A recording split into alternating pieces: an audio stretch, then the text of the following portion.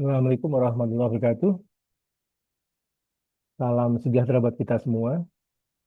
Pernah nggak kita ngalamin hal semacam ini? Kamu kirim chat panjang lebar ke teman, penjelasannya detail, ada emoticon juga, titik, koma, semuanya sudah. Tapi yang dibalas cuma oh, atau iya, atau bahkan cuma stiker jempol. Atau lebih parahnya lagi, kamu minta tolong sesuatu via chat, temanmu bilang, iya siap. Tapi pas ditagih, didiemin, dilihat, nggak dibales. Ya. Nah, pertanyaan saya, apakah komunikasi itu terjadi?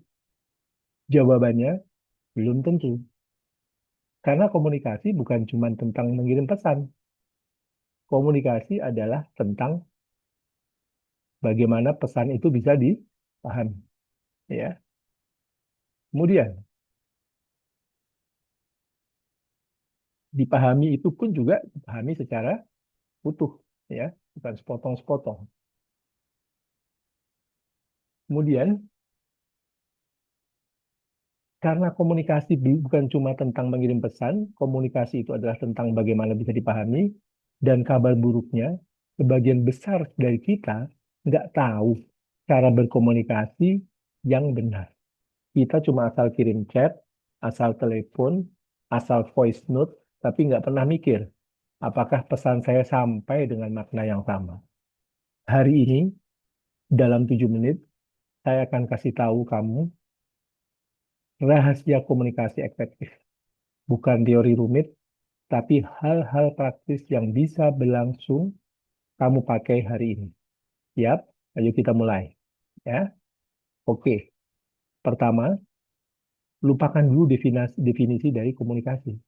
Ya, yang kamu pelajari di sekolah, definisi komunikasi ini tuh sudah lupakan dulu aja. Menurut penelitian terbaru dalam Organizational Behavior, komunikasi itu bukan hanya transfer informasi, tapi transfer dan pemahaman makna. Saya kasih contoh sederhana seperti ini. Bayangkan kamu kirim chat ke siapapun lah. Aku lapar nih. Pesan terkirim, berhasil. Tapi apa yang terjadi selanjutnya? Teman kamu itu mungkin mikir, oh dia mau diajak makan nih. Lalu dia jawab, yuk makan. Padahal kamu cuma mau curhat, bukan soal mengajak dia untuk makan. Nah, di sini terjadi miskomunikasi. Pesan terkirim, tapi maknanya tidak sama. Dan ini yang merupakan menjadi sumber konflik di mana-mana. Dari hubungan katakanlah pacaran sampai kerja tim di kantor, ya hal semacam ini sering terjadi. Pesan pentingnya, mengirim pesan itu mudah, tapi membuat orang lain paham persis seperti apa yang kita maksud itu butuh ilmu, dan ilmu itu yang akan kita bahas sekarang. Jadi paling tidak ada 8 tahap dalam proses komunikasi.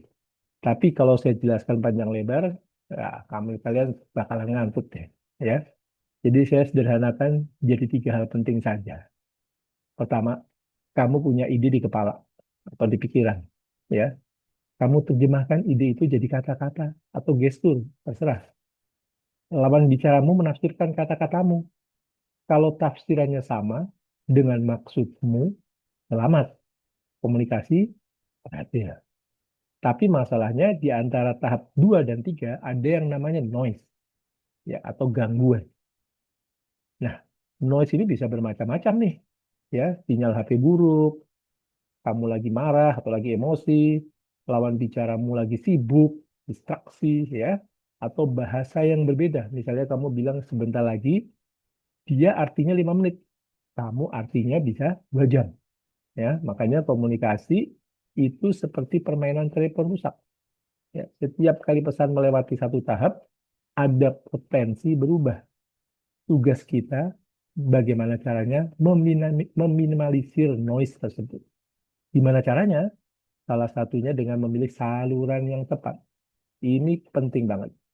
Lanjut ya. Ini nih yang paling sering dilanggar orang. Channel richness. Atau seberapa kaya saluran komunikasi yang kamu pilih. Saluran paling kaya Ya, tatap muka face to face. Kamu lihat ekspresi wajah, dengar intonasi, lihat bahasa tubuh, semua informasi dalam satu paket. Saluran sedang, telepon atau video call. Masih dengar suara, tapi nggak lihat bahasa tubuhnya secara utuh. Ya. Saluran paling miskin, chat, email, WA, SMS. Itu cuma teks tuh. Nggak ada nada suara, nggak ada wajah. Prinsipnya, match the channel with the message. Ya, pesan yang kompleks, emosional, atau sensitif, pakai channel yang kaya, tatap muka, atau telepon. Ya, pesan yang sederhana, rutin dan nggak butuh respon cepat, kita bisa gunakan tuh email, WA, segala macam. Ya, contoh klasik salah nih. Ya, PHK via WhatsApp. Wah, ini kejam banget nih. Marah-marah via chat, tambah runyam. Ya, meminta maaf via voice note, kurang tulus. Contoh yang benar, kabar buruk caranya dengan telepon atau ketemu langsung. Jangan melalui via WhatsApp. Ya, begitu. Jadwal rapat, email, atau WA cukup. Konflik dengan teman, tatap muka, jangan chat. Kalian coba ingat-ingat, apakah pernah ada orang yang marah ke kamu via chat? Atau kamu pernah salah paham karena chat? Nah, itu karena channelnya salah pilih. Sekarang, saya kasih tahu 3 hambatan komunikasi yang paling sering terjadi. Cek. Coba, mana yang pernah kamu alami? Hambatan, filtering. Ya. Ini ketika pesan dimanipulasi supaya lebih enak didengar. Contohnya, bawahan bilang ke atasan, proyeknya lancar bos, padahal telat seminggu. Kenapa? Karena takut dimarahi. Akibatnya, atasan nggak tahu masalah sebenarnya. Proyeknya jadi makin parah. Itu karena terfilter oleh si bawahan tersebut. Selective perception. Kita cuma mendengar apa yang mau kita dengar. Ya, contoh nih, dosen bilang, kamu cukup baik. Mahasiswa cuma dengar, kamu baik. Kata cukupnya diabaikan. Akibatnya apa yang terjadi? Akhirnya nggak ada perbaikan. Karena dia nggak dengar itu kata cukupnya. Dia pokok dengarnya hanya baiknya saja. Nah, hambatan yang ketiga adalah information overload.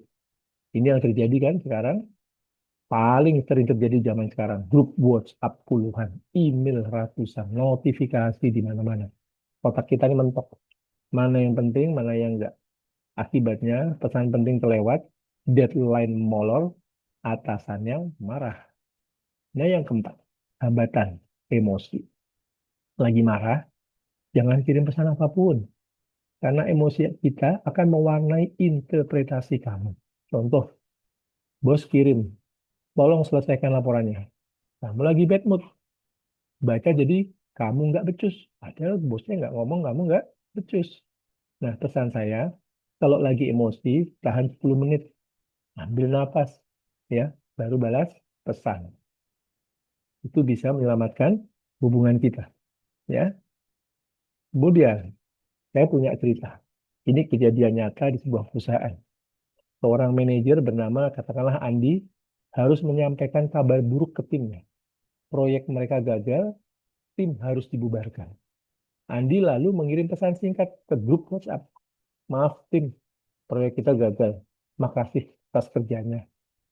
Apa yang terjadi? Timnya kaget. Ada yang marah, ada yang nggak percaya, ada yang balas, serius. Ini bercanda. Apa yang salah dengan Andi? Pesan sensitif disampaikan lewat channel miskin atau WhatsApp. Ya, seharusnya tatap muka. Tidak ada kesempatan bertanya. Anggota tim langsung kaget dan nggak bisa klarifikasi. Tidak ada empati. Pesan singkat, makasih atas kerjanya. Terdengar dingin, terdengar dingin, tidak menghargai perjuangan tim sama sekali. Ya kan? Gitu. Kalau saya jadi Andi, saya akan kumpulin tim tatap muka atau paling tidak video call. Kalau kondisinya kita sedang WFH. Buka dengan jujur, saya punya kabar yang nggak enak nih. Kasih ruang untuk bertanya dan bereaksi. Tunjukin apresiasi yang tulus. Ingat, kabar buruk wajib disampaikan dengan channel yang kaya. Jangan sembunyi di balik layar. Ya. Jadi mari kita ingat lagi, komunikasi tidak sama dengan mengirim pesan. Komunikasi sama dengan dipahami. Match channel with message. Sensitif, ya harus tatap muka. Sederhana, bisa cukup WhatsApp. Waspadai noise. Ada tuh tadi filtering, selective perception, overload, dan emosi. Kabar buruk, jangan via chat. Ketemuan langsung atau telepon. Ya. Kalau lagi marah, jangan kirim pesan dulu. Tunggu dulu, katakanlah 10 menit. Ya. Jadi pesan terakhir dari saya untuk kamu terkait dengan materi komunikasi ini, masalah terbesar dalam komunikasi adalah ilusi bahwa komunikasi telah terjadi. Kita sering merasa udah ngomong, udah chat, udah kasih tahu, ya. Tapi lawan bicara nggak paham, atau nggak baca, atau salah tafsir, ya. Mulai hari ini, sebelum kirim pesan, tanya ke diri sendiri, apakah channel ini tepat? Apakah pesanku akan dipahami? Persis seperti apa yang aku maksud. Karena komunikasi yang baik bukan tentang siapa yang paling banyak bicara, tapi tentang siapa yang paling dipahami. Jadi, kalau video ini membantu, tolong like dan dislike. Share ke teman yang sering salah paham karena chat. Komen di bawah, pernah nggak kamu salah paham? Kalau chat WhatsApp, ceritakan. Sampai jumpa di video berikutnya. Take care dan semoga komunikasimu makin lancar.